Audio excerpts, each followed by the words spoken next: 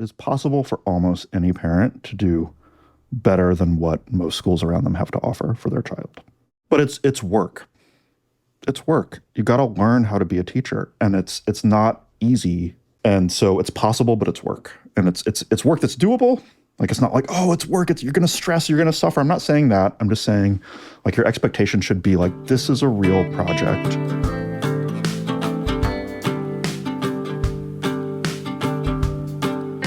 Hello and welcome back to the Hannah Frankman podcast. In today's episode, I'm talking to Matt Bateman, the philosopher in residence and co-founder of Higher Ground Montessori, one of the largest networks of Montessori schools in the world. In a former life, Matt was a philosophy professor at universities. He's an expert in early childhood development, and he's been working in the Montessori world for years. In today's episode, we talk about what the Montessori approach is, where it comes from, how it fits into the broader landscape of what's happening in the alternative education movement. We talk about the history of education starting in the pre-classical era and how education has evolved or hasn't evolved from the education styles of the ancient Greeks to the education styles that we have today. We talk about things like how to motivate kids and how to create environments that encourage kids to learn and be creative and ask questions and grow. We talk about controversial topics like the culture wars and how they fit into the landscape of what's happening in education and whether or not educators really can be values neutral. We talk about things like whether or not homeschooling and unschooling are actually useful or not, and how much structure is appropriate to provide for a child. We cover a lot of ground in this episode. Matt is an absolute wealth of information, and I hope you enjoy listening. When you first moved into your new house, like a month or two ago, you were tweeting about how you had all these pegboards set up for your kitchen items and tools, and I forget what else, but there were a bunch of different things that you wanted out on display. And I feel like there's a deeper thread here that we haven't talked about, but there's a correlation between that, like your philosophy of your own home and how Montessori schools are set up as invitations for children to do different things is very deliberately set up. And I want to know more about both the connection between these two things, but also the philosophy of how you're setting up your home with small children in the house. Yeah, there's an affinity. I mean, Montessori classrooms don't have pegboards exactly, but they do have open shelves, like nothing is put away. So, yeah, I like pegboards, like to a kind of pathological extent, where like when we had our second child, our new son, when he was born a few months ago, I put his changing table on a tool workbench with an attached pegboard, and I put all of his diaper stuff in little pegboard bins, but also left most of my tools up there so you could see the hammer and the drill and everything like that. And then when we moved into the new home, I mean, I've always loved pegboards, but I installed pegboards in the kitchen, like Julia Child style. There's a massive pegboard in our entry room just as you come in. Some of it's tools, but some of it's like my 3-year-old's art supplies are neatly arranged in bins that are at the lower levels of the pegboard that she can access. And in the kitchen, on the kitchen pegboard, she has a few dedicated shelves too. When my son gets a little bit older, he'll have some dedicated space. The reason, the kind of developmental, I mean, I like this just for me, but the developmental argument for it is I think that children should see tools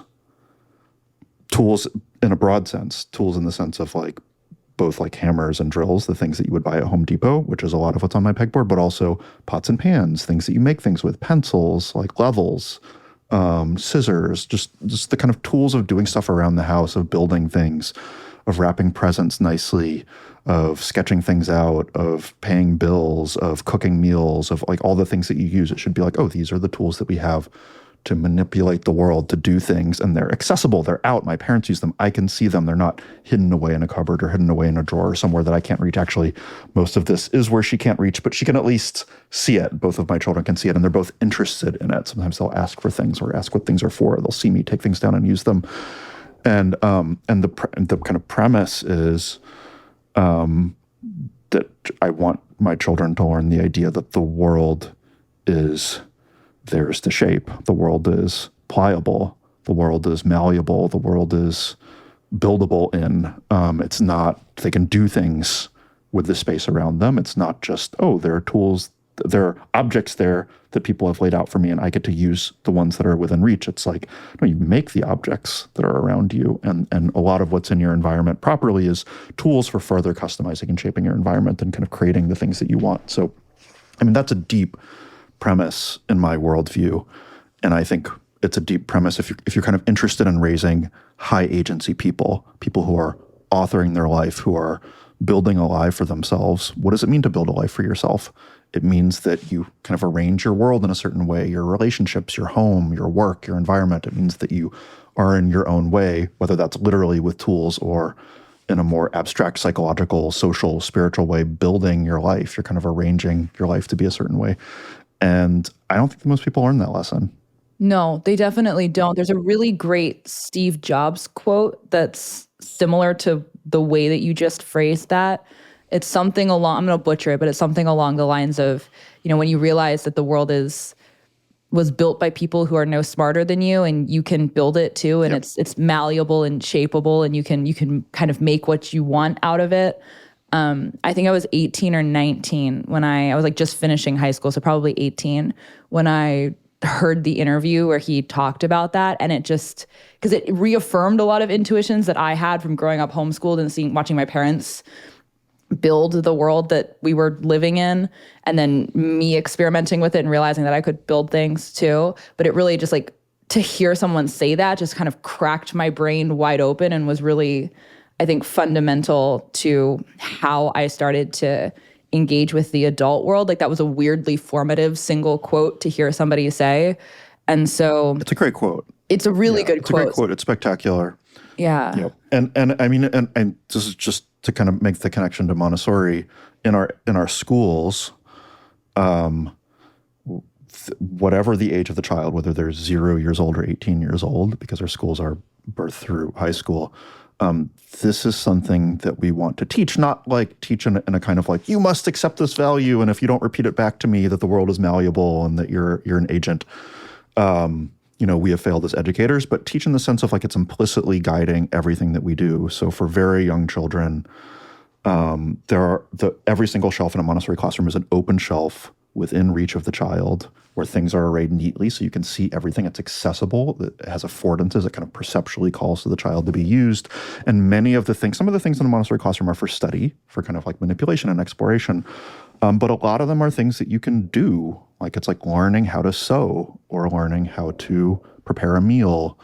For older students, the history curriculum is, I think, uniquely focused on people who invented things, who changed things, who kind of made a dent in the universe, to use another Steve Jobs quote, that we do a lot with the history of ideas, but also the history of industry, of industrial progress, because that's such a concrete manifestation. Again, not all of our students, most of our students are not going to be engineers or industrialists, but studying that history, the history of people who said like, the world is running out of food, but maybe I can invent a new process to make artificial fertilizer. Like, we don't just have to wait for nitrogen to replenish itself in the soil. And like, how do you do that? Like, how do you kind of set that as a goal and go about doing that? And what does that look like? I mean, that story is not one that most students learn in school, but it's part of our elementary school, middle school, high school curriculum. So both in terms of what they do, I think ultimately you have to learn this by like acting in the world and shaping things. That's the way that you get this, but also to kind of be at the level of like, when you're learning history, your curriculum, your worldview, the kinds of things that you learn in school, they should also reflect this premise that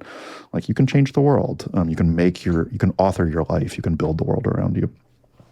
So you've been in education for many years. You've kind of seen a broad spectrum of the different education spaces. You've been a college professor, you've worked in the Montessori space, you have a background in philosophy, which makes you uniquely positioned to talk about a lot of the things that I want to discuss with you today.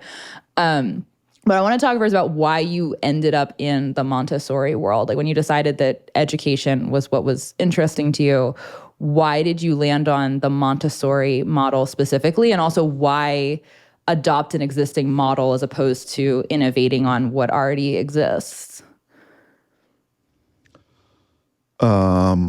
So by the last question, you mean why become a Montessorian as opposed to why I'm going to do what makes sense, why become an advocate or a proponent of something that's already been built as opposed to building your own thing?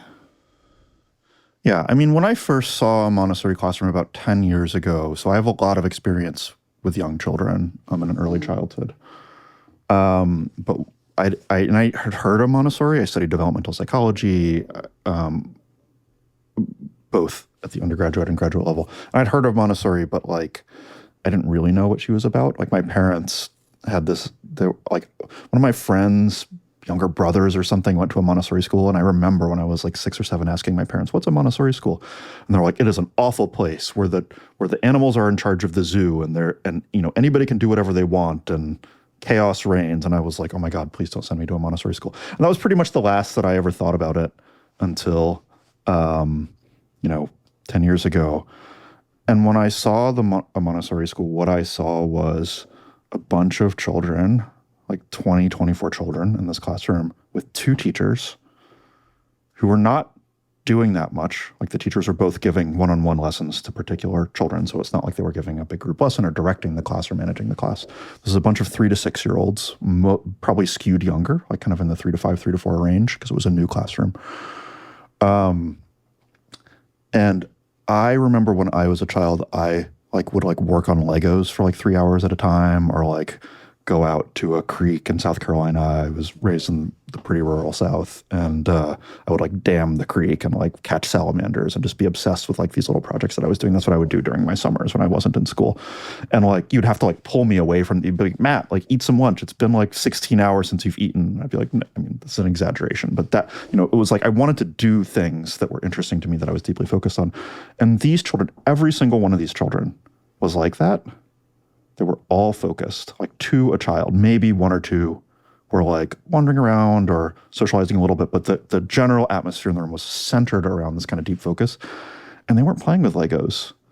They were working with the movable alphabet or skip counting on the bead count. I mean, I didn't even have these terms at the time, but they were using Montessori materials to learn how to read, to learn how to do very sophisticated mathematical operations for children of their age. They were interested in these things, and they were obsessively counting and doing it, and you would have to pry them away. And I was just like, what the F is this? I've been in lots of preschool environments with lots of, play-based learning and motivation. I've just never seen a result like this. I've seen results that I thought were at the time I thought were good or okay. I've worked in those environments where children are going from station to station, and some children are working on literacy and other children are playing dress up, and there's a lot of socializing and the children are basically happy. But I've never seen that marriage of a classroom setting with that kind of really developmentally valuable concentration on academics. So I spent the last 10 years answering the question of what the F is going on here, and trying to figure out what enables this kind of thing to happen. How can it be systematized?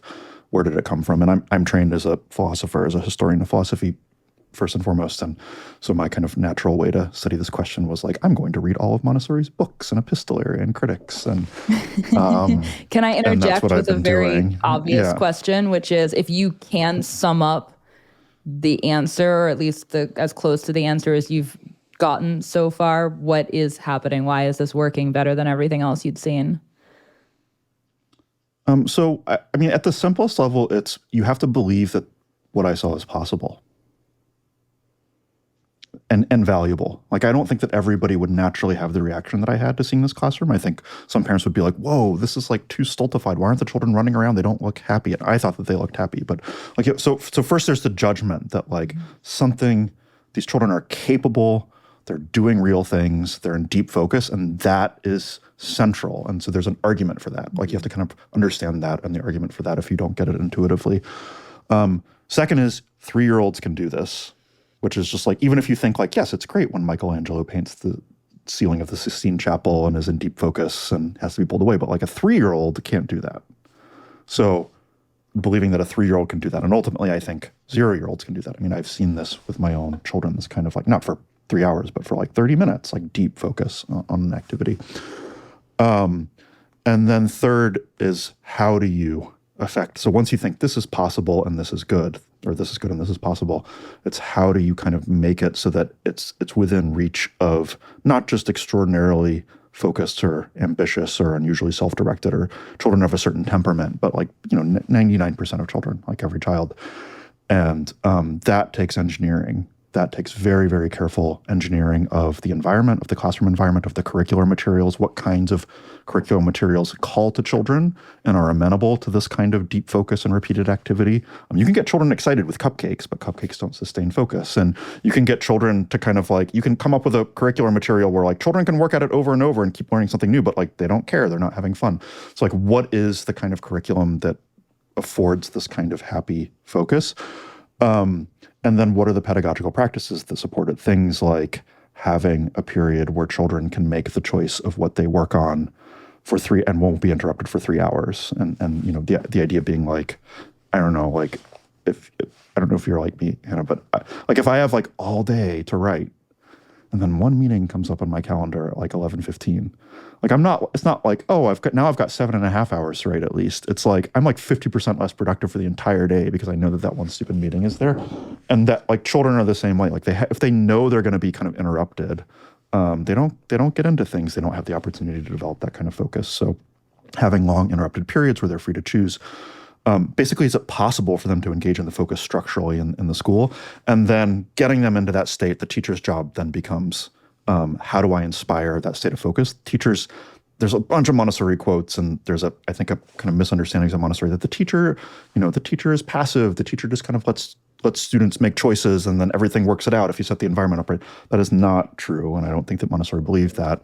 The teacher is very active in enticing children into this state, and like voluntarily going into this state using very valuable materials, not just working on anything that they want. So there's a whole art to inducing this state, protecting it when it happens, valorizing it in the classroom, creating a culture of work, making sure that this is the thing that everybody sees as magical and special and worthwhile.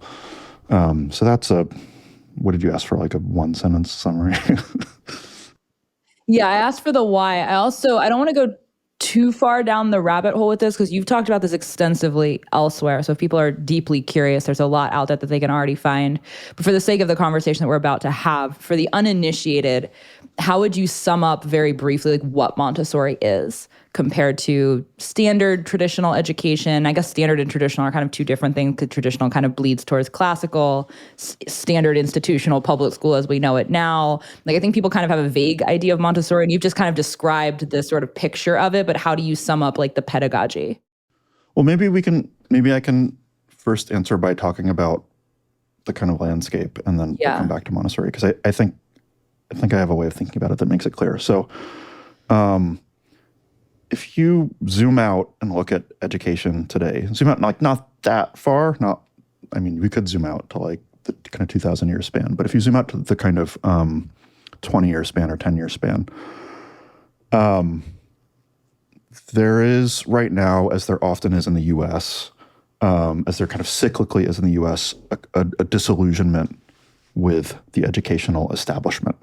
And that's largely the kind of traditional public school establishment, but it's not just the public school establishment. It also includes private schools, and it's a certain way of doing things that has developed over the last century, where there are classes and there's a schedule. Sometimes people call this the factory model. I don't really like the term factory model. I don't think it's historically accurate for the U.S. There was Why? This model was not.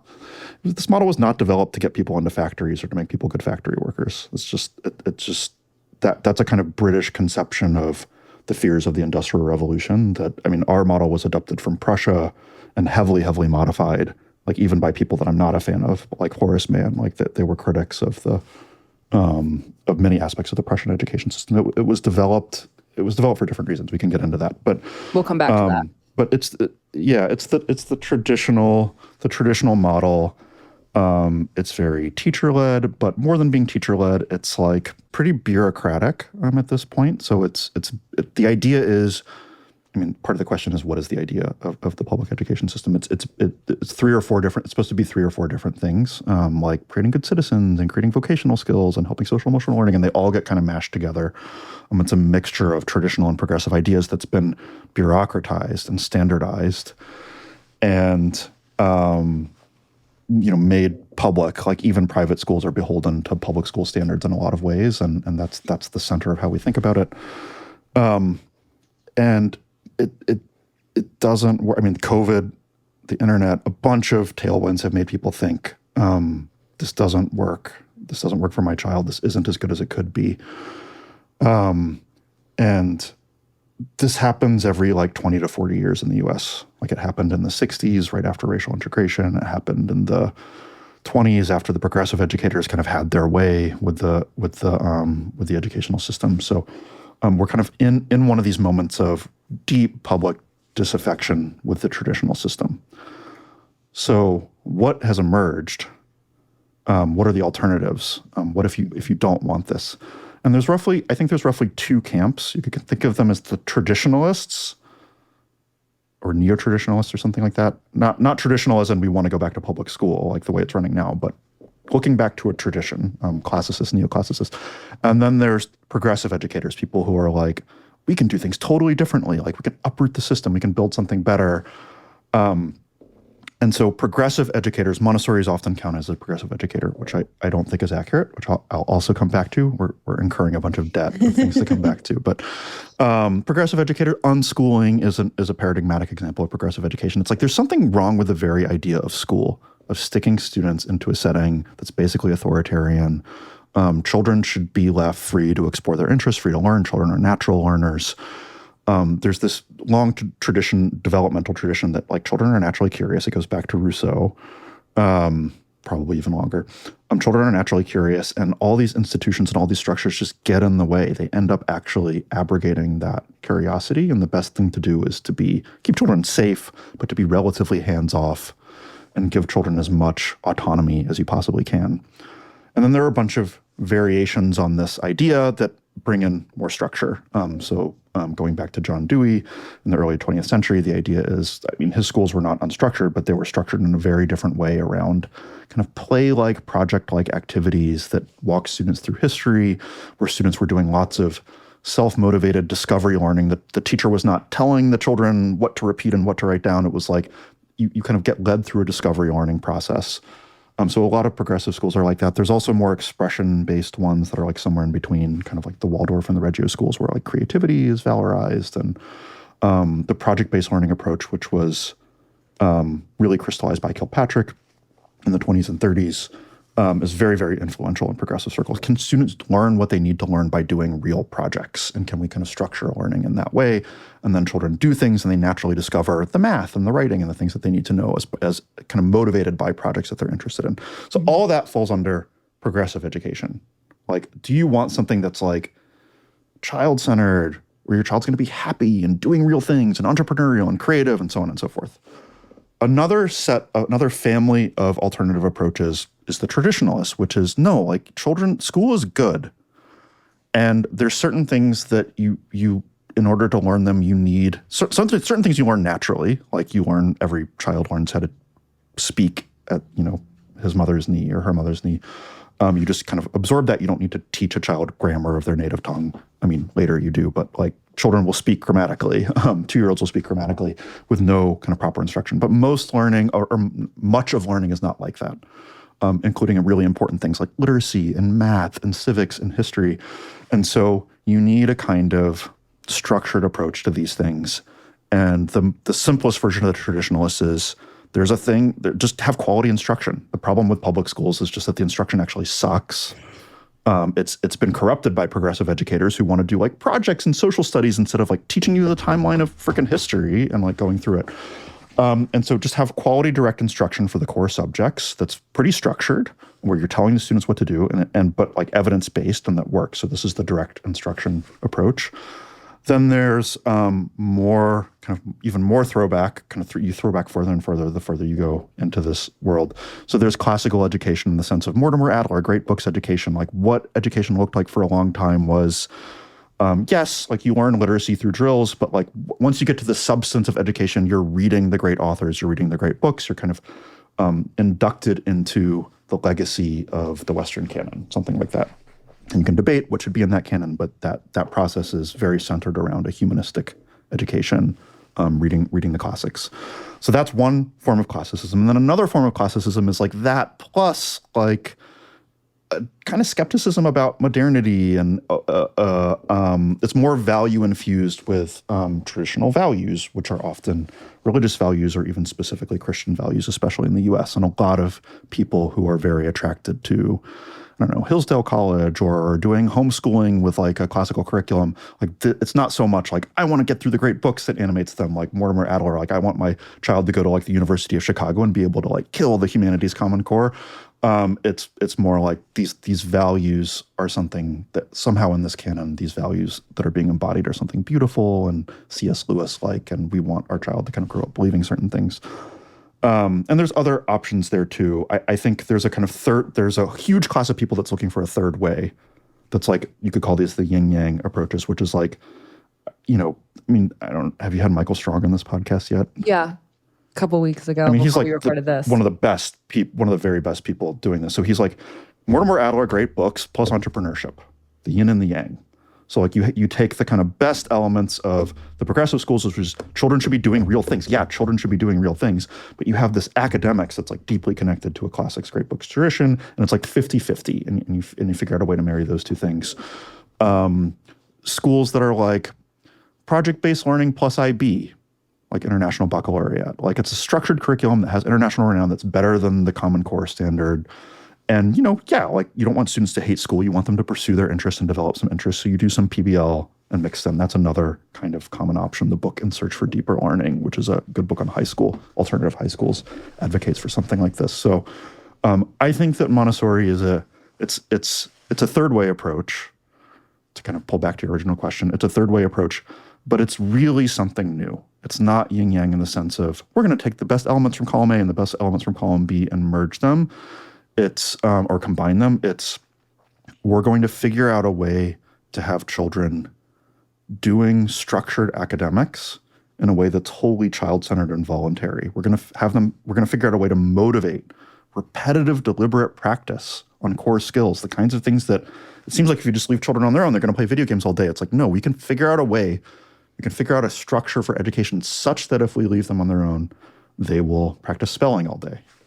They will develop in themselves the capacity to study for the bar without the threat of like bad grades. Like it's a kind of more internally more motivated, agential approach to some of these academic questions. And there's a whole methodology that you need to do that. It's not just you study the classics, but you give some freedom. It's not kind of a little from column A and a little from column B. It's a new approach. So I think of Montessori as unique. This is why I'm drawn to Montessori. Ultimately, it's uniquely new in terms of the alternatives that are available, and I think it uniquely works. It's hard to do well and to do it right, but when you do it right, it does. It works. It freaking works. One of the things you and I have talked about a bit before that I think is a really interesting thing to consider that I think a lot of people in the education space don't spend a lot of time talking about, but you make some interesting points around, is the idea that we haven't actually seen that much innovation in education historically. Like we're still sort of in the infancy of the field of education. And so when you talk about Montessori being very innovative, it kind of is more of a deviation from historically what education has looked like than most things that we've seen throughout, you talk about like the last 20 years, I'll talk about the last 100 years since the, inception of public school being a national phenomenon in America, nationally standardized phenomenon. But even then, while it is very innovative, it's also, there are a lot of things that are same to what education has looked like historically, like the things that kids are supposed to learn and sort of the progression of how they're learning them. I'd love to hear you talk a little bit about how you see Montessori fitting into the broader spectrum of innovation in education, and also why you make the argument that you think we're still in the infancy of what education can look like. Yeah, so we've had about 120 years of innovation in education. Innovation in education really started in the very late 19th century, early 20th century. And people were right. Like if you look at the literature, like Locke's treatise concerning questions in education and Rousseau's Emile, and you get I mean, there's a whole tradition of people kind of thinking radically about education, but it doesn't really have that much impact on practice. In practice, for about 2,600 years, 2,500 years, going back to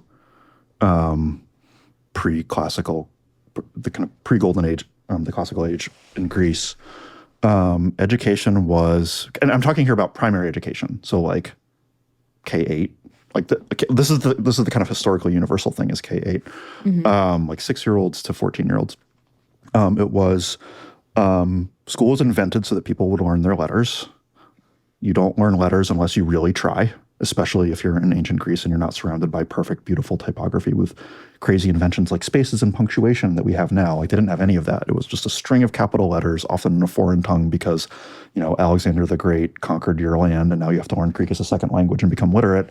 And so you go to school as a 7-year-old and you drill on these Greek letters over and over for years, copying what the teacher tells you to copy until you can maybe eke out some words and then maybe eke out some sentences. And the most advanced students get up to rhetoric. And then if you get up to rhetoric and grammar, then you're reading the Iliad and the Odyssey and you're inducted into this classical tradition. Eventually this morphs into the quadrivium and, the trivium. Supposedly you're also studying mathematics, but nobody really studies mathematics for most of human history until the scientific revolution. And then even then it's pretty limited. It's very humanistic. It's very focused on letters and it's very drill and kill. It's extremely drill and kill until you get very advanced. Certainly in K-8 is drill and kill. And then higher, maybe you can start making your own arguments a little bit based on what you've learned.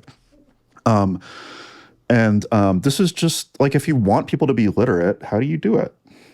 It's not that easy to figure out how to teach people to read and write. And we know certain things about human learning and behavior, and the approach that was developed was a natural one. And people, the more knowledge advanced, the more people started getting disaffected by this system that seemed very authoritarian and very contrary in many ways to Enlightenment values that were becoming prominent. And there was an industrial revolution and a political revolution. And like, why wouldn't there be an educational revolution? And there wasn't, even though some people wanted it, there wasn't an educational revolution in practice until the late 19th, early 20th centuries. And so it came too late, the revolution in education. I mean, it should have happened in the 1600s, 1700s, and it happened in the 1900s. And because it happened in the 1900s, you kind of get this counter-Enlightenment progressive streak in a lot of the reformers, in a lot of the education reformers. And the situation that we have now today, I mean, public schools are a result of progressive educators. I mean, it seems very traditional. Like now progressive educators are very critical. But it's like, how do you actually set up a school that's progressive and that scales and that works? Like nobody could scale the Dewey Lab School. It was a good school by all accounts, but it was very unique. It was like you had a bunch of unicorn teachers being coached by freaking John Dewey, and then John Dewey leaves and the whole thing collapses. Like, how do you actually make this into a system? How do you get people to read and write, give people what they need? You end up falling back on the traditional system, but you modify it a little bit. So maybe instead of having people memorize a bunch of things in history, we'll do social studies. And social studies is like broad, thematic, exciting, more amenable to projects on migration and what students are interested in. And so what we in fact have in public schools today is like, it's like the worst of both worlds. It's like a curricular structure influenced by progressive educators. Instead of literature, you get English, which is this interesting subject. And instead of history, you get social studies. Science education in K-8 is actually just relatively new. So a lot of the ideas about science education are also progressive influenced. And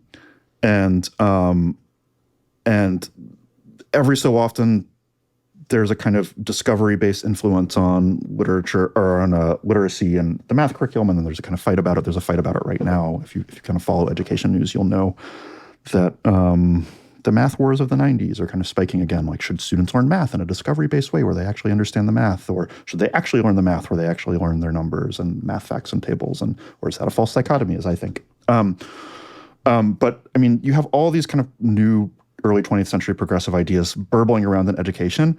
And that's part of what gets run through a bureaucracy, a kind of bureaucratic function. And so what gets scaled up to the public education, it's not the one-room schoolhouse of the 18th century where you're like getting the trivium and the quadrivium. It's some sort of hybrid of that with a progressive curriculum in an incredibly, administrative structure, one that's really optimized for a kind of state administration function where there's accountability practices and districts funneling down to schools, funneling down to classrooms, and there's all this overhead, and people are worried about standards all the time, and they're funneling students and making sure that boxes are checked because nobody wants to waste taxpayer dollars. And it's really the question of like, is the education actually good, is like a third class question, for most people working in that system. Fine. What you mean by progressive. You kind of defined it in the beginning when you were talking about like progressive versus traditional, but I think like the word progressive is so often tied up in politics when people talk about this or talk about like they use the term progressive. I think it's helpful to just like define what you mean by progressive educators, because you don't mean politically progressive. You mean, and in terms of education philosophy, they're progressive. Yeah, but the way that when I talk about history, I use it in two different ways, which is probably confusing, and I'm not even sure they're totally consistent with one another. So, the way that I was using it earlier when you first asked me the question is progressive educators are people who are high autonomy and low structure. That's basically how I was using it. Like they're like student motivation, yay. Student happiness, yay. Student projects, student interests, yay. Student choice, yay. Like making children do things, memorizing facts, going through the traditional knowledge structures. Like, no, like those crush autonomy. Like they see this as a trade-off, and they take one half of that trade-off. I think that's a useful way to think about how the trade-offs play out in the education space. When I talk about history, I'm talking about the progressives, the like early 20th century US progressives, which was a kind of disparate political movement that had a lot of different parts and a lot of disagreement within it. And so there's a way that people think of the arch progressive educator is John Dewey, even though he doesn't really fit into any of the camps of progressive education that cleanly, and nobody really knew what he was talking about at the time. And so he just got interpreted every which way. But there were developmentalists, progressives, people who thought that the way to kind of advance so the thing that all the progressives have in common, the historical progressives, is they think of education as a tool to make society better. Like to change society for the better. That education needs to be reformed. We can do better in education. We can change things. We can shake up the old system. We don't have to teach classical education in one-room schoolhouses. We can do better than that. We can have scientific industrial innovation in education. When I say industrial, probably people are going to think industrial model, but I just mean like in the same way that we have technological progress, we can have progress in education. So that was connected to a political ethos that was largely left-leaning, because this is just the way that things play out in U.S. politics. And there were developmentalist people that thought that we can just follow the child and developmental psychology will show us the way. There were like more like egalitarians, like this is how we're getting waves of immigration. This is how we're going to lift up the masses is through education. There were all sorts of, there were 4 or 5 different competing instincts in progressive education. So, but the common denominator was like, we can do things differently. And one of the main influential threads was this kind of project-based discovery learning thread, whether that's you should kind of recapitulate history in an interesting way to children, or you should learn through projects. Like Kilpatrick argued that you should learn like that could be done both at home and at school. That gets integrated into the public school curriculum in all sorts of ways that aren't exactly like the original people who came up with those ideas intended, but this is how it played out. And then I interrupted you before you started talking about how Montessori fits into this narrative arc of the story of education, but I think that's worth touching on too before we keep going. So historically, Montessori creates her first school in 1907, gets international acclaim by 1910. And the thing that she becomes the most famous for is she's working with young children, which is unusual for an education innovator. Like most people are working in that K-8 range. She's working with high school, like hadn't been invented yet at this time. So she's working with very young children under the age of 6. And she teaches them how to read. 3-year-olds, 4-year-olds how to read in Italian. And these are slum children. Like children who we never had slums in America like they had in Rome. So like whatever your image of like traumatized, underprivileged students is, it's like that times 10. These were the children that she was working with. And they learned how to read and write.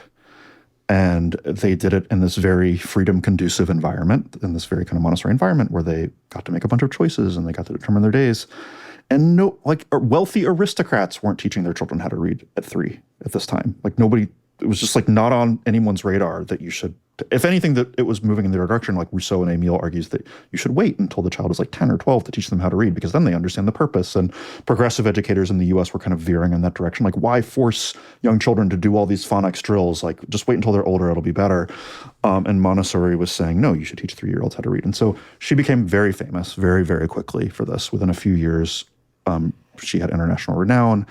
In the US, she was popularly acclaimed. I won't get into all the mechanisms by which this happened, but she had like there was a column devoted to her in a very popular magazine. Think like this is too political, but something like Fox News loves Montessori. Like, that was something like that at the time, where like the people love Montessori. There was a lot of excitement about it. And the educational establishment never liked her. So Dewey was kind of mixed on her. I think he had his criticisms and then warmed up to her over time. But Dewey's students were very influential and very loud, adjudicated conferences and published books, and were very, very critical of Montessori. And I think that the reason is that they didn't like her education system. So they looked at what she was doing and they thought, it's too structured. It's pushes too much on the child too early. A lot of the things that Montessori is doing with sensorial education and choice don't actually make sense, or there's better ways to do those things. There's ways that you can give the child more radical freedom. It's too academic and old school. Like, we think that you should learn things through projects, whereas Montessori, like, if your idea of like how should you learn math is give children carpentry projects, and then they will be motivated to learn about geometry and right angles and measurement and counting and numbers. And Montessori's idea for how to teach children how to learn math is you give them math materials where they learn how to like count, and they learn very directly the concept of triangles and measuring angles. So it's much more academic and classical in that sense. So there are all these differences between Montessori and the progressive approach. And I think that these are not incidental differences. They're real differences. Like if you're an unschooling person, probably you don't like Montessori for the same reason that Kilpatrick didn't like Montessori. She was kind of argued out of America. I mean, it was a time when the hot thing was education, like in a way that is just impossible to understand now. It was like, what do people love now? It's like AI and like gender controversy and I don't know, what's something else that people love to argue about? Gun rights. Like, imagine all those things were like rolled into one. Like, that was education in the early 20th century. It was like the topic that everybody was excited about and on about. And the whole emerging establishment, which was very young itself, but the whole emerging establishment kind of like ejected Montessori by kind of force of academic disputation. And she went back to Europe, and then World War I happened, and she didn't really arrive back in the US until the 1960s. So there were no Montessori schools in the US in the 1920s, 1930s, 1940s, 1950s, most of the 1960s. Because of these ideological disagreements. Eventually she gets brought back as a kind of grassroots movement, which is its own kind of story. But Montessori had to kind of rebuild itself in the US over the last 50 years. Why, this is very tangential, but I think this is an interesting rabbit hole to fall down briefly. Why was education such a hot topic around the turn of the century? Because it was like, it's my kind of most pithy answer to this. So a few things. So I mean, it was the shortest answer is it was way past time to rethink education, way past time. And it was like inexcusable that the one-room schoolhouse system didn't work. It didn't make sense that Harvard graduates were like in the 1870s, Harvard, the most prestigious university in America even then, do you know what their educational innovation was? Electives. They let students choose some of the classes that they got to take. And other than that, it was like a highly regimented classical education. So this is straight up through higher ed. And not every university in the US worked like this. Like, I think University of Virginia, which is also a very old university, was a little bit different. But I mean, the American system was like very classicist and broken in a way that like there wasn't enough science. The literacy and humanistic structures didn't work for most students. It was like too rote and rigid. Like, nobody had kind of thought to update it or make it a little bit more dynamic. the math education that people were getting was pretty subpar. And you see this I mean, Abe Lincoln was educated on the frontier in Kentucky, and like he's just like, yeah, like I had one room schoolhouses, they sucked. Like the teachers came in, like they taught us classical stuff. Most of them didn't even know classical stuff. And then they would move on to somewhere else at the frontier. And if you're like a boy who's like modestly intellectually ambitious, there's just nothing for you in the system. And that's what a lot of the country was experiencing, whether that was like Chicago, which was like tripling in size every 10 years due to immigration, or the frontier, which is just kind of influx because it was the frontier. So the system wasn't working. It was too old. It was too crusty. It wasn't easily adaptable. McClure's readers, the kind of curriculum that people had, wasn't working. And then the social sciences, just across the board, sociology, psychology, including developmental psychology, psychoanalysis, kind of new approaches to history, new approaches to political economy, economics, like the whole social sciences kind of exploded into being in the 19th century. And they became sciences in their own right. They became quantified. They became more respectable. Even where they weren't quantified, people were interested in them in a kind of new way. I mean, just like imagine living in a world where before Freud, like, I mean, everything that Freud said was wrong, but there was just no widely accepted terminology for the idea of like a mental pathology or the unconscious or something like that. So all these sciences were bursting into being. A lot of them were influenced by ideas in biology, exciting ideas in biology, from Darwin, from evolutionary biology. But also just like biology was getting better and better at describing different systems. And so it kind of finally felt like this education sucks. We're starting to develop the scientific resources to talk about human beings, including growing human beings and things like learning and memory. Like now is the time to really rethink this and get this going from first principles.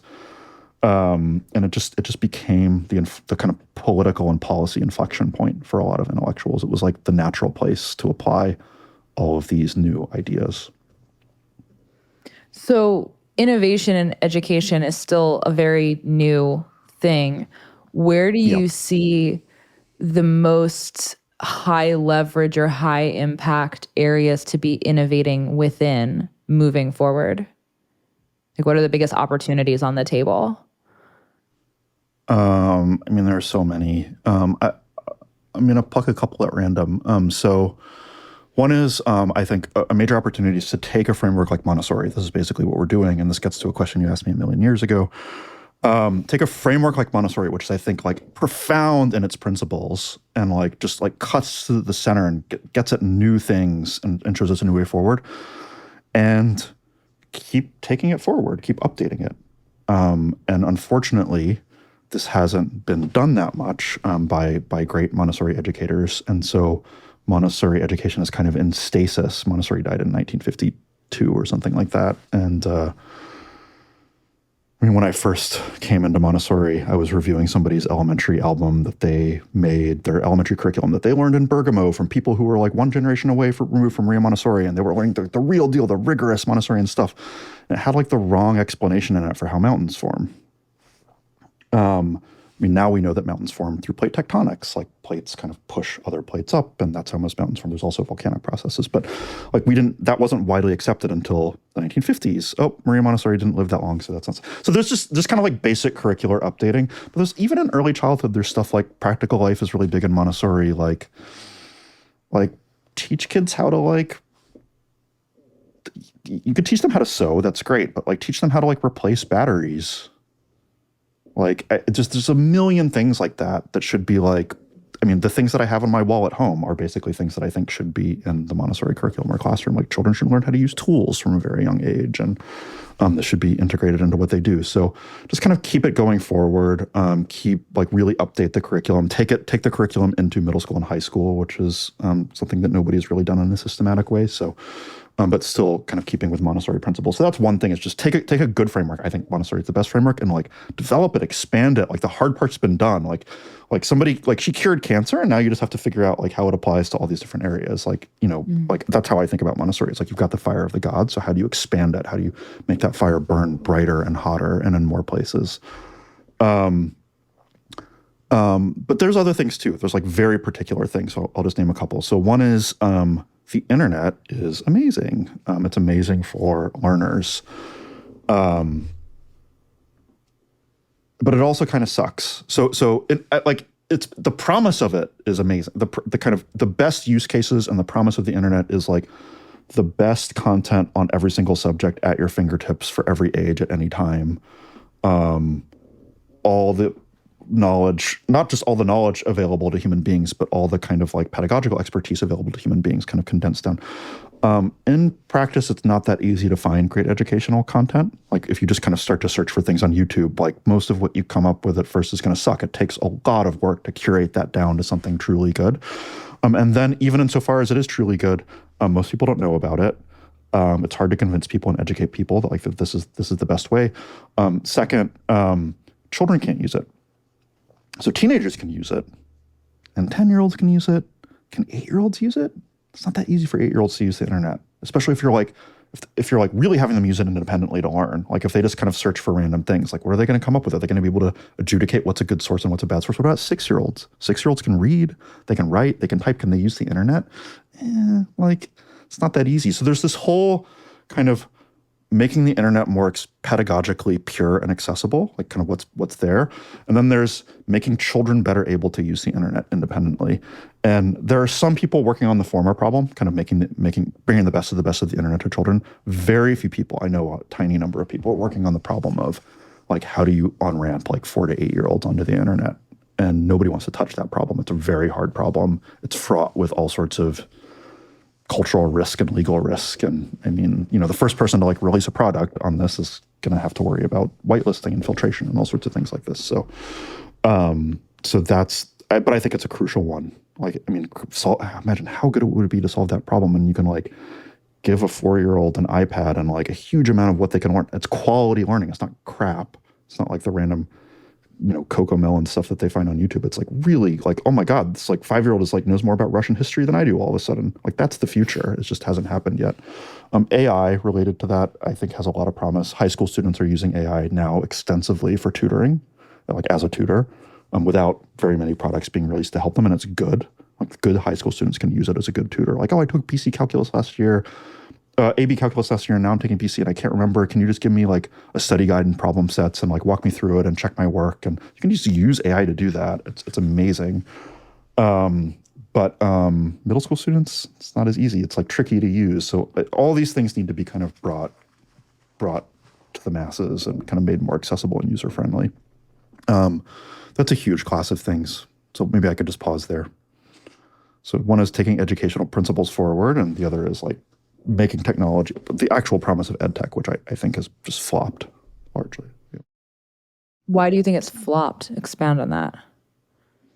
I mean, it's just, there's the reasons, but one is just, I think it like just observably it has flopped. So what are the great ed tech companies out there? Name 10.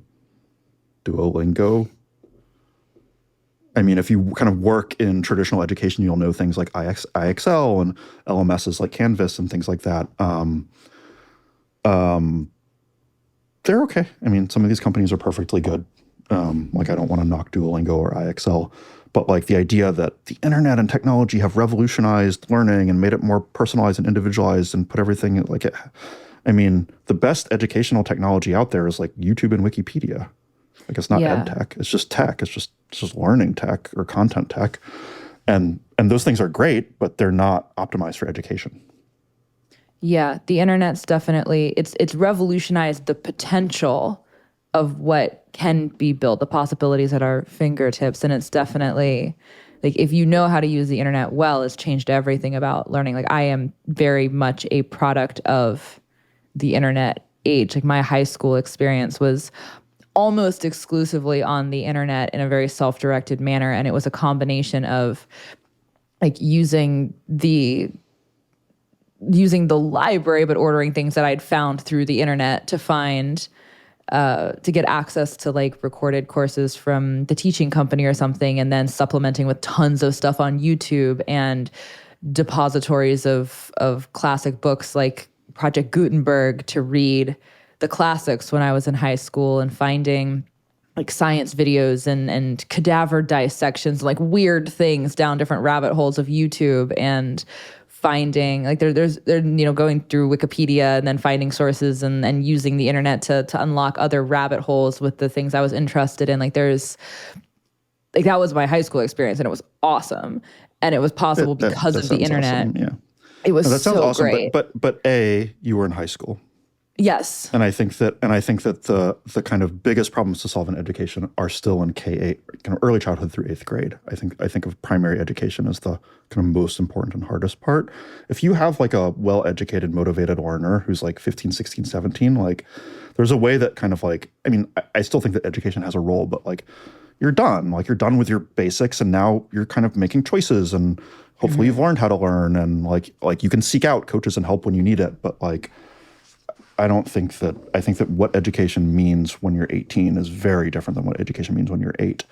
And if you're 8 and you're like, mom is fed up with your crappy public school experience and has pulled you out to homeschool, like, and she's like trying to figure out what to teach you, like chances are you're going to like Google curriculum to use, and you're going to have to kind of make an assessment about this curriculum. You're not just going to kind of pull together YouTube videos because that's really hard. And like, you're not totally sure if the child is learning things in a systematic way, if they should be. And it's not there yet for the 8-year-old.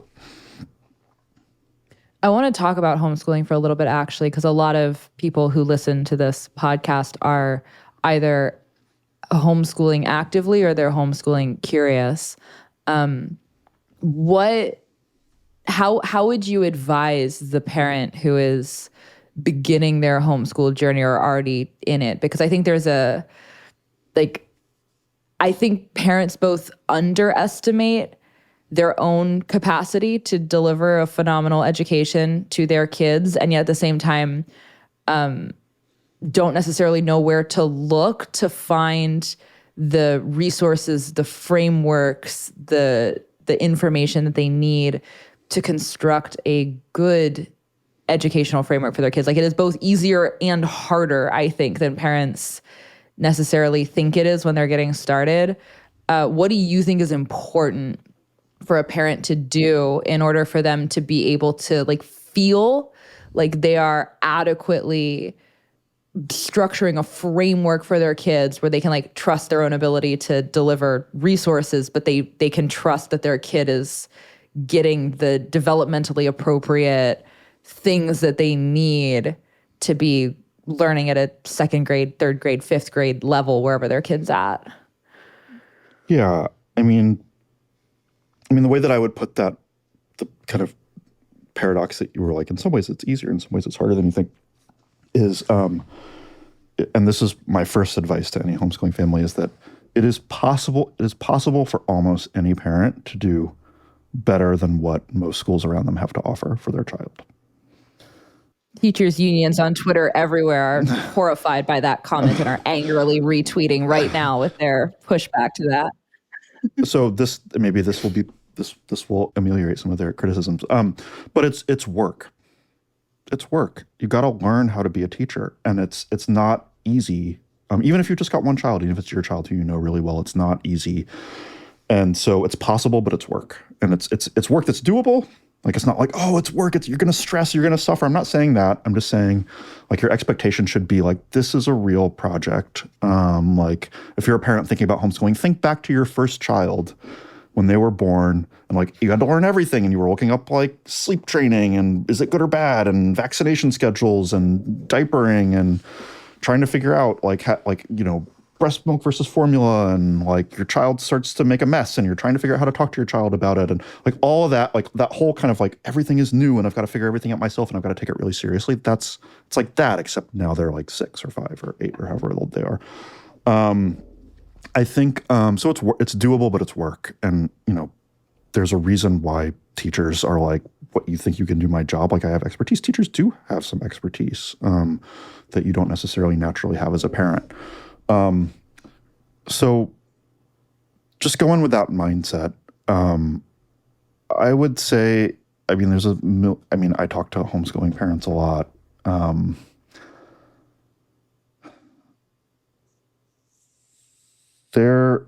I would encourage you to be open-minded and ambitious about what the homeschooling experience looks like. I think here's the natural dynamic. You think, I'm going to create this awesome personalized experience that my son or daughter is going to love.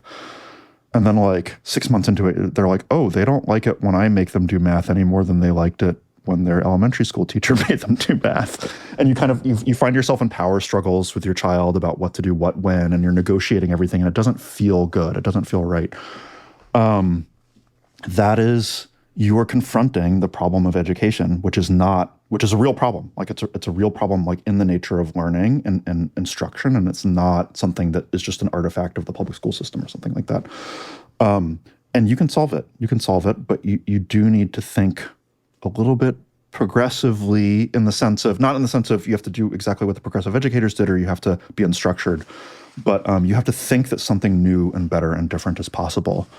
Something more individualized, something where your child has more choice, something where the structures look very different from how they looked. I'm going to plug my own company here. We have a homeschooling curriculum, Guidepost at Home. So our schools are called Guidepost schools, and we have a Guidepost at Home curriculum that's for parents to be educators in their own home.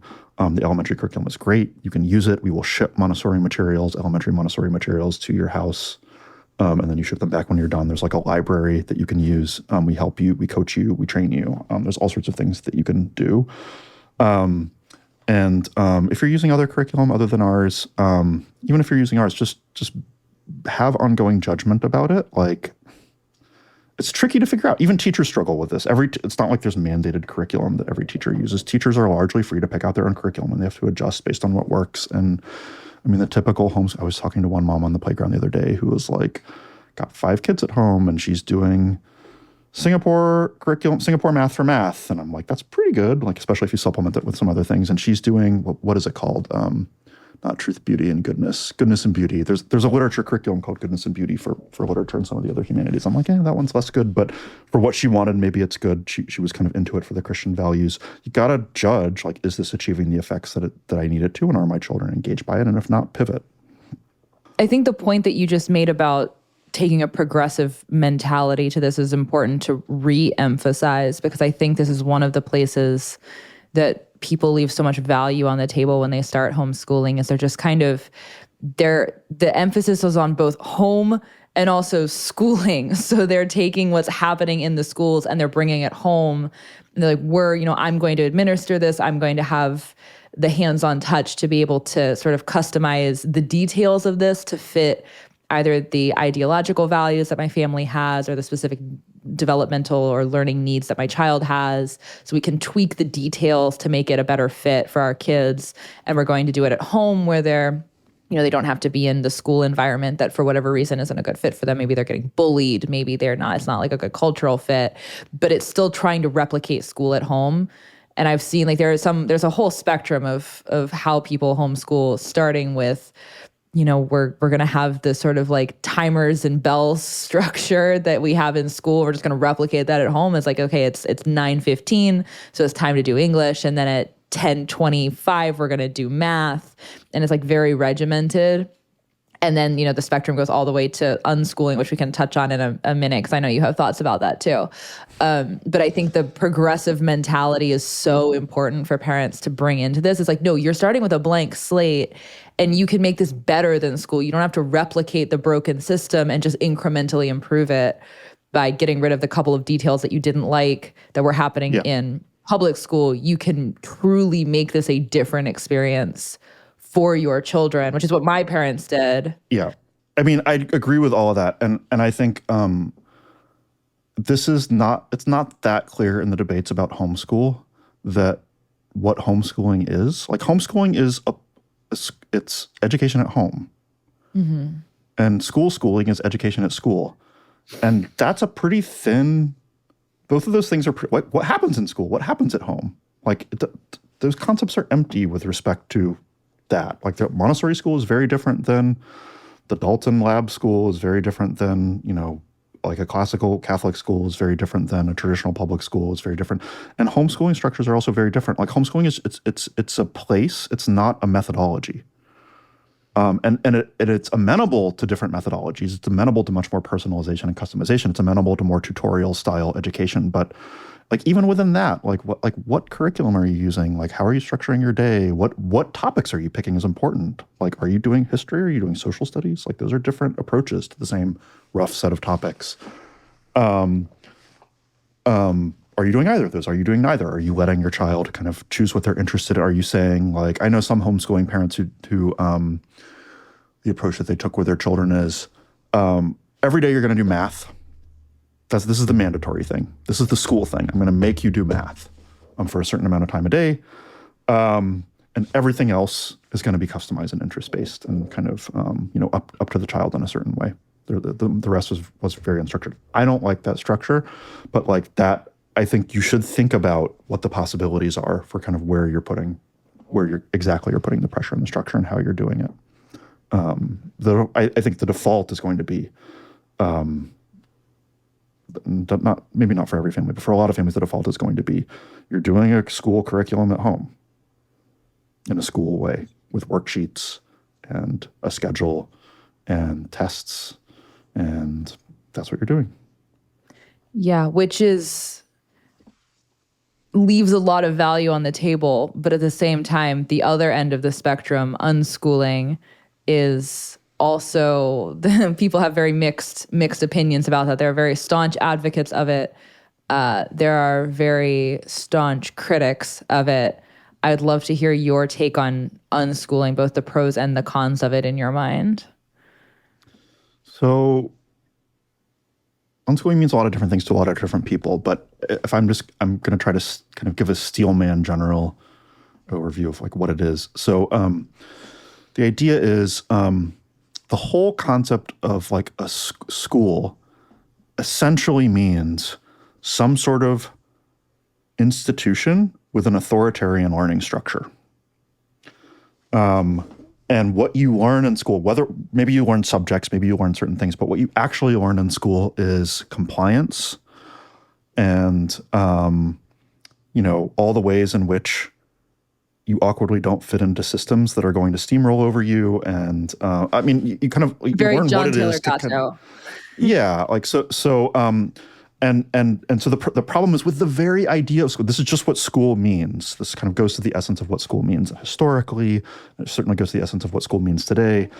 And so the right way to think about a children's learning is to unschool them. And if you've had a child in school, you might have to deschool them first. To kind of there's lessons that a child has internalized that they have to forget. Like. And there's a huge element of truth to this. So I'm very critical of unschooling. I don't like unschooling, but I don't think this is the right way to think about school. But is there a large element of truth in this? Yes. Like I used to be a college professor. I taught at very good universities and colleges and got very good students, like the best and the brightest. And they came to my classes, my philosophy classes, where we're discussing the big ideas. And the first thing the brightest students want to know is this going to be on the test? And that is... that attitude, that mindset of like school is a checklist, it's a structure where other people reward me and punish me and I can get good at the system and the game, and this is basically what life is like. A lot of people do have to unlearn that. So I mean that kind of deschooling in that sense, makes a lot of sense. I don't think that it's good to identify institutional learning with authoritarian learning. I think that there can be institutions, dedicated, professional, specialized institutions that are very good at instructional design, at task analysis, at working with and talking to children, at connecting with parents and families, at like teaching a science curriculum from first grade through eighth grade, just to kind of stick on our core subject, is not easy to know. Even if you know the science, it's not easy to know how to do that, to know how to kind of get children excited about it and to make it so that they walk away with the right lessons and they're really internalized. They weren't just like, oh, that's cool because I was interested in black holes when I was in second grade, but like you never really learn what they are or how they relate to the other solar system or any of the math involved.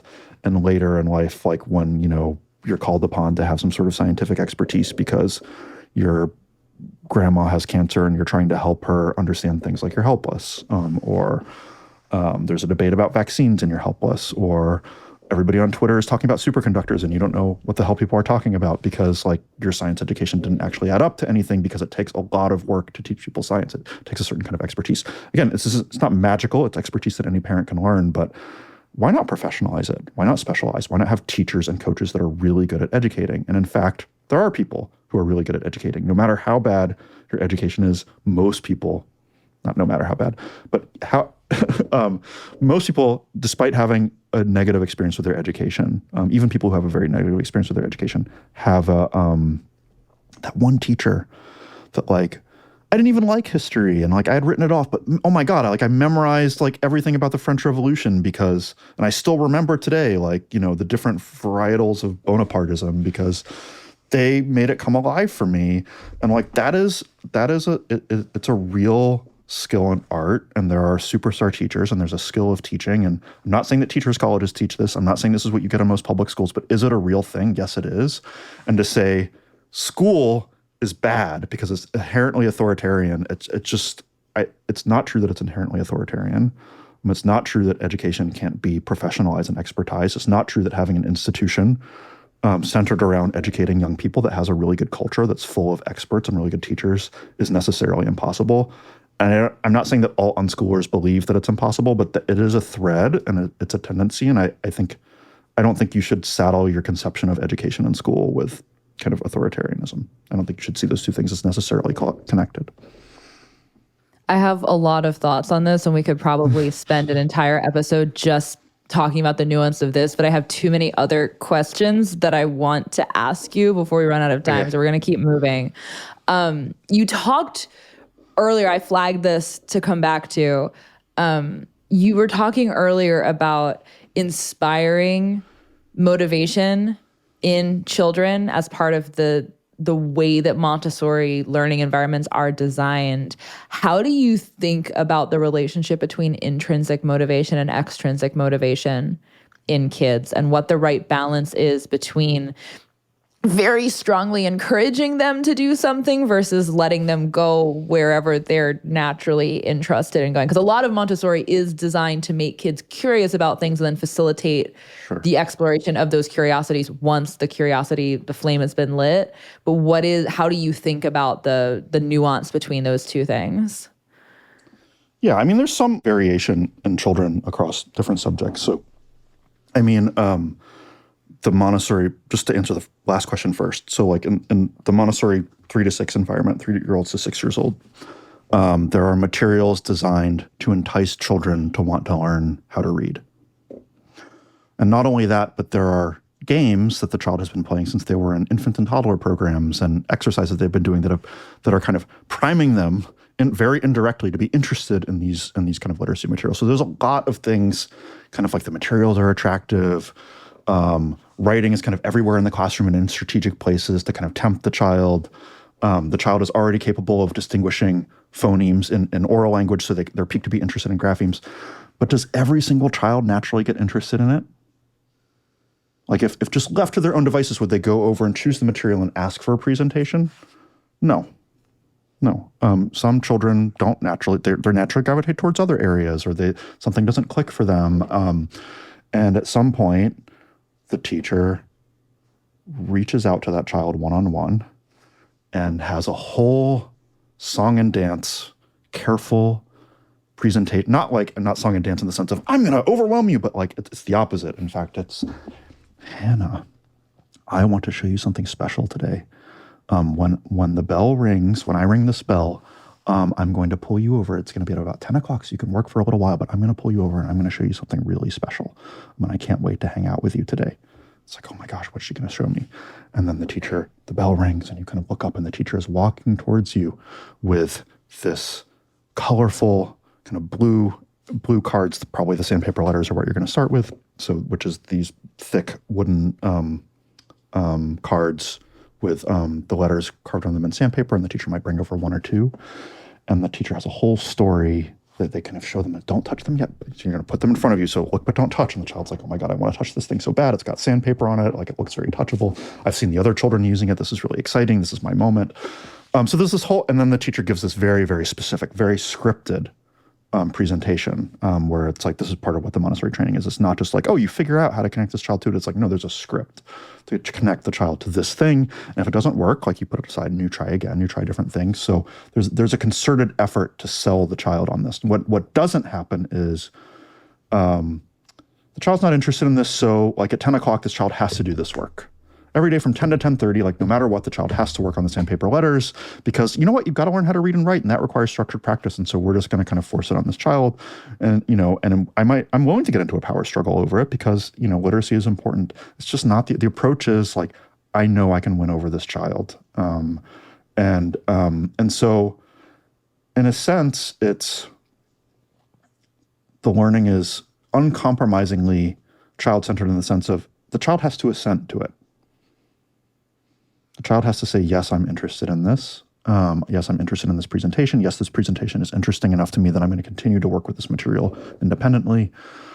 Yes, I trust the teacher enough to let them guide me through this process. Like, everything is voluntary, but there is a very definite structure there that's there to make sure that nothing slips through the cracks and that a child just doesn't learn math or doesn't learn literacy or something like that. Intrinsic versus extrinsic. I mean, what I just described, I think most people would probably think of as different shades of intrinsic. Either the child is naturally drawn to it, or they're like given the option to be inspired, and they can still say no, so they have to want to do it. And so it's still governed by their agency. It's still intrinsic. I don't like intrinsic versus extrinsic. A lot of Montessorians use it. A lot of educators that I really like use it. So the idea is with intrinsic motivation, you want to do something for the sake of the activity itself. It's your pleasure enjoying the activity. You're not worried about the reward or the outcome, or it's just like it's the doing itself and your choice to do the doing that you're in a flow state. Like, you're like, what's his name? Csikszentmihalyi's flow state, where it's just like the right level of challenge for you and you just love the process so much. Aristotle, activity for the sake of the activity itself. It's the highest end. Extrinsic motivation is like, at one end, it's like somebody's paying you to do it. Like, it's like, oh, I don't want to fill out this goddamn spreadsheet for work, but like, I get $25 an hour, and I can use that money in exchange for goods and services and things that I like. And so I get a reward. Or in school, it's like I get a grade and I want the grade to be good. Or at the other end, like if I don't do it, I'm going to be sent to detention, or the teacher's going to yell at me, or I'm going to get in trouble with my parents. So there's a system of accountability, gold stickers, grades, money, whatever it is, rewards, punishments. And that's what gets you to do things. I think part of why I don't like this distinction is that most human activity, pretty much all human activity, the outcomes do freaking matter. It's not about the process. When I'm writing a memo for work, I enjoy the process of writing. I'm a writer. I've written every day of my life for the past 30 years. It's a big part of who I am. Do I do it because I love writing? No, I don't write that memo because I love writing. I write that memo because I'm trying to get an idea across to our staff, who are teachers, and I want this idea to get across to them in a way that really lands, so that they will educate children in a certain way that I think is really important for the outcomes that I'm trying to achieve for those children.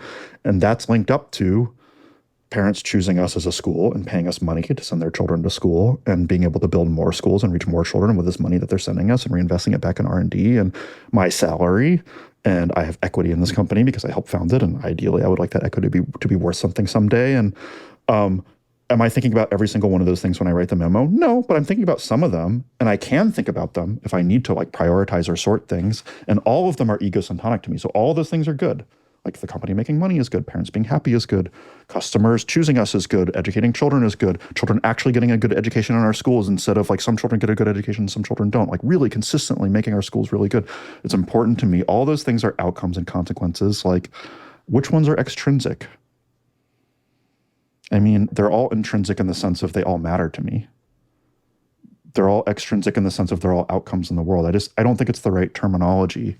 And really, everything is like that. Even things that children do. Like, little children are closer to being intrinsically motivated, like my 3-year-old daughter, than adults. But like, she cares about whether or not she's properly sorted these measuring cups that she's found in the kitchen. Like, and she's not going to quit until they're actually sorted. It's not just the process of sorting that she likes. It's the success. She wants to be able to put it back. She wants to be able to say, I did it. She wants to do something real. Why children are drawn to practical life in Montessori is they want to really cook. They don't want to have a tea party where my daughter loves tea parties, to where she gets dolls and she pretends to give them tea, but she wants to actually be able to serve tea with fire and water, and like to pour it over. And that whole, to be able to, children want to really do things. And if they can't do them, they can't do them. And that matters. Like, it wasn't just like, well, I tried to make the tea and I burnt myself and I spilled it and I can't do it and it's all too heavy for me and I feel terrible. Like, it's not just like, well, at least I tried. Like, intrinsically it was rewarding because it's what I wanted to do. It's like, no, this sucks. Like, I couldn't make the tea, and like, maybe an adult can help me structure it so that I could do it. Maybe I could get a little bit, maybe I could come back to this later, but I want to be able to make tea. That kind of like real things in the world that matter to you is what motivates people. And what happens over the course of life is that you go from being an infant where like, oh my gosh, I can bang or splash in the bathtub and make something happen, and that's cool.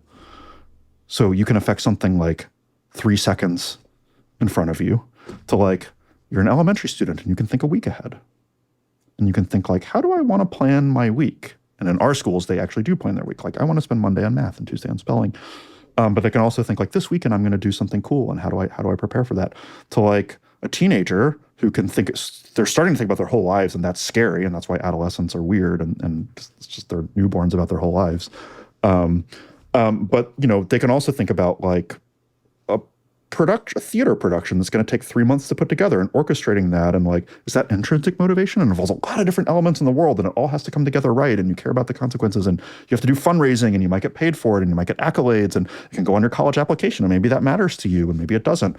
Like that's that the kind of expansion of the scope of the things in the world that you care about impacting, that you care about, that are like genuinely integrated motivations, not like some authority figure telling you should do this because it's good or bad, but like you care about these outcomes. Like that's part of growing up. And a lot of what goes wrong in education is, in development and growing up, is some people don't get beyond the 3 seconds. So like some people really struggle to care about outcomes at the level of a week or a year of their lifetime.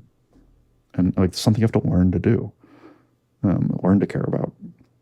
And you should care about how much money you make over the course of your life and what you can do with it. You should care about how good your relationships are over the course of your life. You should care about, to some extent, you should care about what other people think of you, not in a fundamental way where like you let it push you around, but like the impressions that you're making on people. All of these are things that you could classify as rewards. So I also want to talk about, I'm going to pivot this again because there's another really big topic that I want to ask you about. So you mentioned earlier when you were talking about how you said, you know, there's a bunch of different things going on culturally right now that are hot topic issues. There's AI, there's the gender wars, there's all this different stuff. And if you lumped all of that together, it would be as big as education was at the turn of the 20th century. Yep. But a lot of these things permeate education now. They're not education centric, but they all get tied up in education. We talked about AI a little bit, and there's a whole separate conversation to have there that we don't have time for, but that I think is very interesting. But one of the things that's very pertinent that is simultaneously everyone's talking about it, but at the same time, I think people are very scared to talk about it because it is a very sticky topic to get into, is the culture wars and how they permeate education, because they're there. It's you know, you can't really separate high schoolers especially from culture. Like they're, as part of their becoming into full humans, they're fully adult humans, fully functional humans. They're engaging with the culture. They're immersed in it. You can't separate toddlers from it. That's what COVID showed us. I mean, that's what I'm getting at, is you can't, like, when you start to think about the defining lines between education and culture, they get blurrier, not clearer. Like the harder you look at them, the fuzzier they seem to get. And you did a talk a couple weeks ago, 3 weeks ago, I can't even remember how long ago, about some other people at Higher Ground about the culture wars and values in education. And you guys did 2 different nights. I attended the one in Austin that you weren't at, so I missed all of your takes about this. But I think it's a really important, I'm glad you guys are building forums to have conversations about this, because it's really important. But again, it gets really sticky really quickly when you start to even ask the fundamental questions, not the surface level obvious, like how should we talk about things like the gender wars in the classroom, but even more fundamentally, like, should culture permeate the classroom at all? Can you avoid it? Like, isn't education innately values driven? Like, can it be truly agnostic? Should education protect you from the culture, or should it be actively immersing you in the culture as a preparation for life? It gets very messy very quickly. And I know this is a thing that you've spent a lot of time thinking about, talking about, actively wrestling with in the context of the schools that you're building. How do you think about the relationship on a very fundamental level? We'll get into the specifics as we go with this, but how do you think about the relationship between culture and education? Like, are they, like, how synonymous and inseparably tied are they on a fundamental level? So education is value laden. And it's really like a late 20th century phenomenon that anybody doubts that. And we can kind of, I'll say a little bit as to why that is. But education is value laden. I think just in terms of the question that you just asked, like what's the separability of education and culture? I think that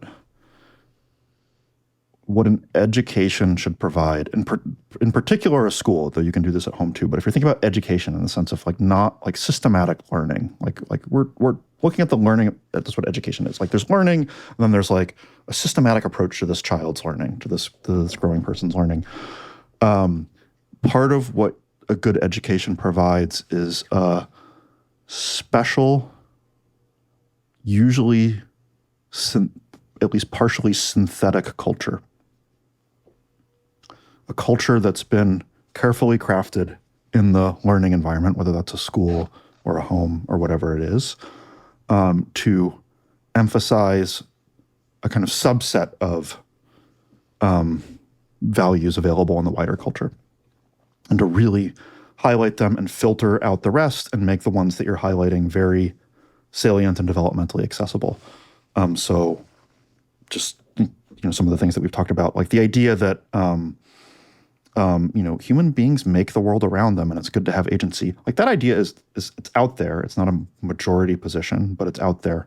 And part of what education does is it takes all the influence that idea has had on the world, this idea of like human, man the creator, human beings the creator, human beings the authors of their own fate.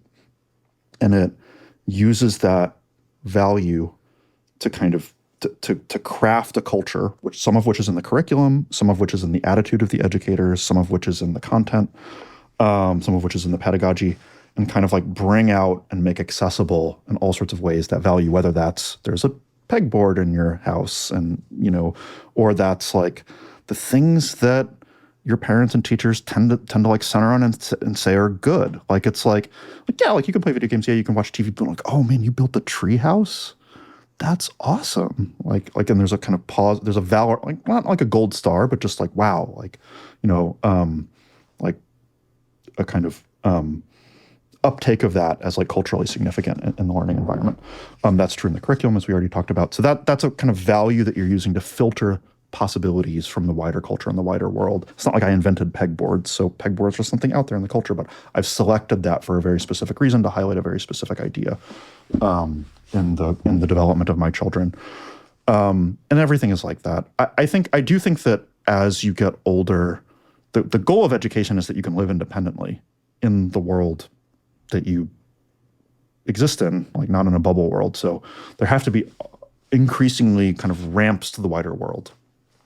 And I mean, there should be that when you're 0 years old, but there should also be, by the time you're in high school, it should just be like you're out in the world living your life, basically, with some sort of minimal educational structure, according to what students need. So, but like an elementary student, there's a lot more, I think, filtering and care that goes into the kind of curation of like what's optimal, what's kind of like culturally optimal for the classroom, than for like a middle school student or a high school student. And so it kind of becomes more permeable over time. And if it doesn't, like if it's like a bubble all the way, I've met people who have been educated like this, where it's like, used to be the parody of homeschoolers, is that like you're growing up in the homeschooling bubble. I don't think that's a fair parody. I don't think it ever was a parody, but does it happen? Yeah, it happens. Like you can get children who are incredibly sheltered, who like, I had college students in 2012 when I was still a college professor who was like, this is basically their first time ever leaving home and meeting other people their age and using computers and things like that. And that's like, and then you're also, this is the first time that you're learning about, gosh, who was big in the culture in 2012, like Eminem. And like, there's like a deluge of kind of ideas and things that like, you kind of, it's like drinking from a fire hose. I don't know if that's really answering your question, but yeah, we could talk about the culture wars too. Well, my question was very broad to start with because this is a really big, this is a big set of questions that I'm asking you. So education is inseparable from values. Anyone who says otherwise is missing important details about what education is. So everybody thought that education was value laden for 2,500 years, and then basically World War II happened. I mean, this is like a way too simplistic picture, but people in the last half of the 20th century started becoming sharply skeptical of the government, of government in general, and then government involvement in education in a new way, and kind of countercultural when it came to if in ancient Greece, it was like, of course the polis raises the man, like the city, the culture, like Athens is good. And we have the best civilization. And so Athens should be in charge of the education of its citizens, and it should teach them about generosity and liberality and courage. And the Spartans thought the same thing. The Spartans were like, we have the best city, and we should brainwash children into being child soldiers because that's the best way to live. And that was true of, that kind of pattern was true of early America. It's true of most societies. There's a kind of, I don't know, what's the more generalized version of nationalism? There's a kind of like patriotism of culture, of kind of like, yes, we want the values that we live to be part of a child's growing up, and it's natural that education would take over some of this function, because education kind of is if you think of it as related to parenting or related to the task of helping a child grow up well, of course you want the values that you think are good for a child to grow up well. And then you come into the 1960s, and a lot of people from across the political spectrum. The first big homeschooling burst in the 1960s was a kind of, what is it called, a horseshoe? When two different extremes of the political spectrum align. There was a horseshoe of people on the far left and people on the far right who were just like, we don't like the status quo, and we don't like what the government is saying. We don't trust it, whether that's because you think that the government is an industrial military complex kill machine sending our young to Vietnam, or you think that it's because you should be able to not pay taxes and homestead off of the land in rural Texas, or whatever it is. You started to get the more radical people started to be like, we don't want the government raising our children. We don't trust the government to, what does it mean that the government sets the terms for the values that our children are being raised with, especially in America, which has it's an incredible, historically unprecedented diversity of value sets. And it's a long part of our history, but it's become kind of more fractious over time, probably. Maybe not, but it feels that way. And people experience it that way. And so now it's like, what if you're a Mormon, and you send your kid to the public schools where most of the day it's about environmentalism and social justice? And you can kind of come up with more modern examples now. There's just so much chance for values clash. And we've really been in 50 years of this, and this kind of 2020 spike, which is when I really think we saw it spike, is in 2020 when the race stuff spiked with the protests and the riots that summer, and the calls for police reform, and now it's been mixed in with kind of debates about trans ideology. These kind of culture war spikes have. They've definitely entered into the public school system debates. But even aside from that, a lot of what's motivating people to go into alternative education is not, they might say, some people might say schools are woke craziness and I don't want my child to have any part of that. But really deep down what they want is I want my child to get a Christian education or something like that. There's a value set that they have in mind, and there's no way that you're going to get a Christian education in a public school. It's illegal. And so if that's what you want for your children, you got to do something different. And that's the kind of recent history of it. So I think that, I do think that values are inevitably part of education. And if you try to not have, in the one response to the 1960s craziness was schools will just be value neutral. We get it. There are people with conflicting values. We're a big melting pot of ideologies. Schools will just be value neutral. And what does that mean? It means, you just teach math and reading and writing, and you'll just teach the kind of facts of civics and history, and you'll leave everything else out. It doesn't work. It doesn't work. It certainly doesn't work when you get to humanistic subjects like literature or history. What you're discussing is ideas and values. There's no way to teach civics and not debate. Like by the time you get to middle school civics, like every single middle schooler is going to have opinions about whether or not America is good or bad, and those opinions are going to be shaped by implicit value judgments of the educators. There's just there's no way to be neutral on this. Like the idea of kind of presenting out spreadsheet dry, arid, value neutral. I don't even want that. That sounds boring. Like the whole excitement is like, who's good and bad, and what are the ideas here? And this is what children are into. But even with like math and literacy, like let's say that a child doesn't want to do his math homework. Like how do you approach that? That is a question of how do you approach discipline and classroom management, and what do you require of children? And if you say everybody needs to learn math, it's something you just have to do. And sometimes in life you have to do things that you don't want to do just because somebody tells you to do them, and you just got to trust me. What is that value system? Like what is implicit in that? That is not value neutral. And then you can even get into issues of specific math pedagogy. Like does it matter whether or not you understand conceptually place value yourself? You have an independent understanding of place value, or is it enough that you can do column addition and column multiplication? You can kind of churn through the algorithms. That's enough to get you through life. Like what really matters here? Or does it matter that you learn math at all because there are calculators now? Like how much does it matter for your cognition? How much do you need to kind of be able to do independently, tool free? Does having that kind of independent understanding matter at all? And these are kind of epistemic questions, but they're also moral questions. So yeah, I just think you're going to have to come down and have a position on these questions. And the question is just, A, what is your position? And B, and this is what we talked about in the talks, like, does that mean that you're propagandizing students? Like, does education not being value neutral mean that really this is a question of like, who gets, what value system gets to students first? And like, can you like imprint them like ducklings with your value system, and then they'll be okay? Like, you can release them into the corrupt world, and like at least you've gotten to them first. Like, I don't think that that's the right way to think about it. So, what do you think is the right way to think about it? I think about it as like very abstract and fundamental values, things like agency, like you can trust yourself, and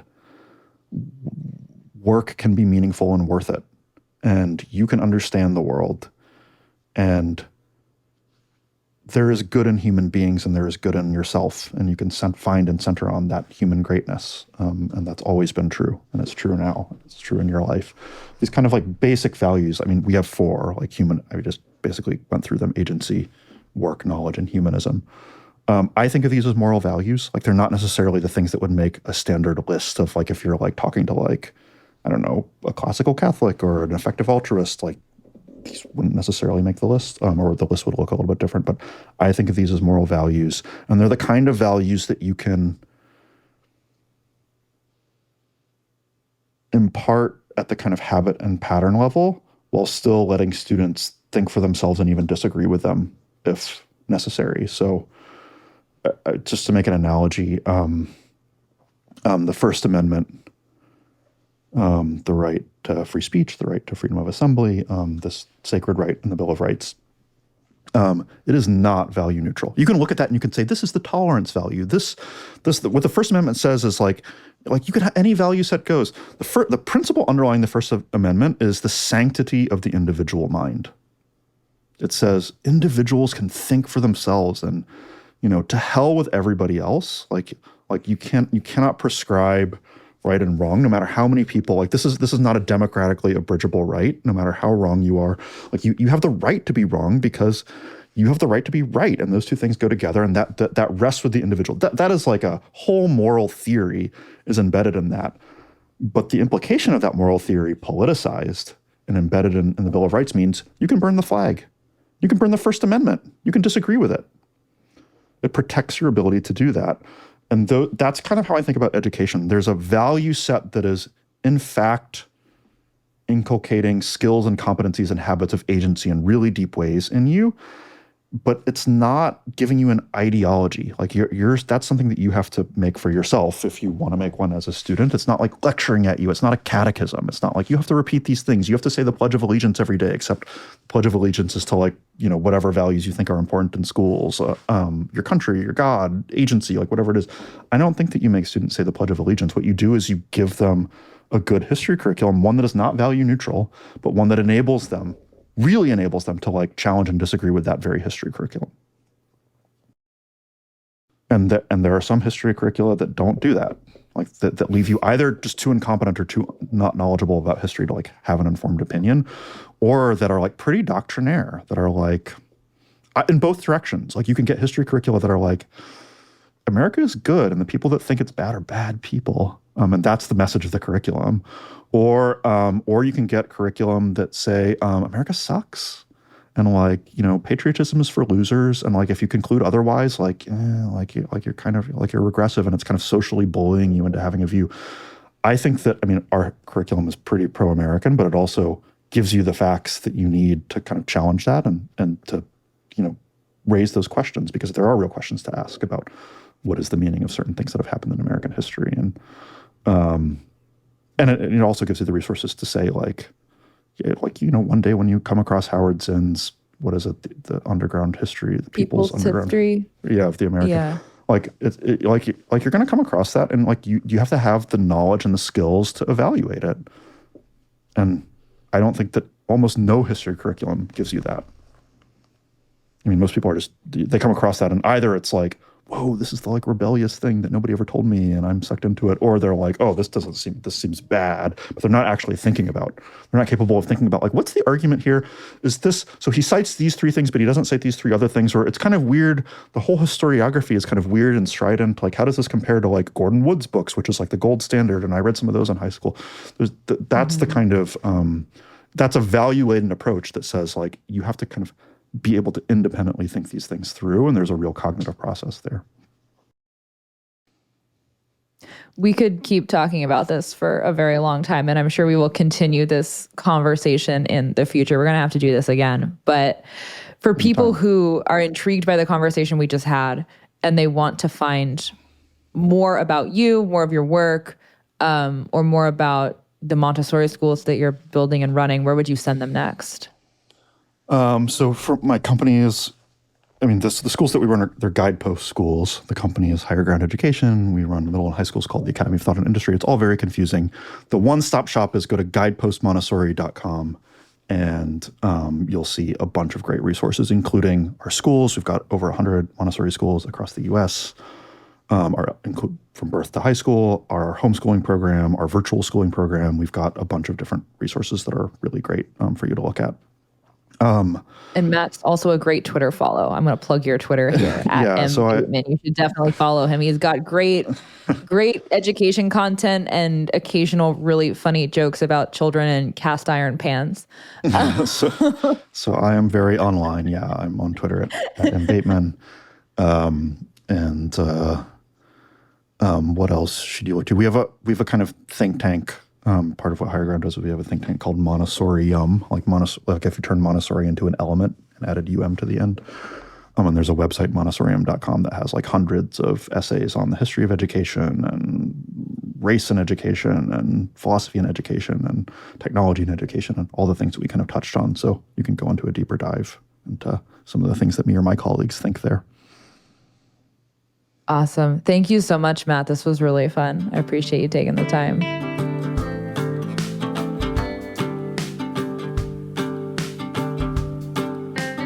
You've been listening to the Hannah Frankman podcast. Thank you so much for being here. If you are listening on Apple or Spotify, please leave a rating. Please subscribe. If you're watching on YouTube, please like, subscribe, leave a comment. Let me know what you think. That's it for this week. I'll see you next week, friends.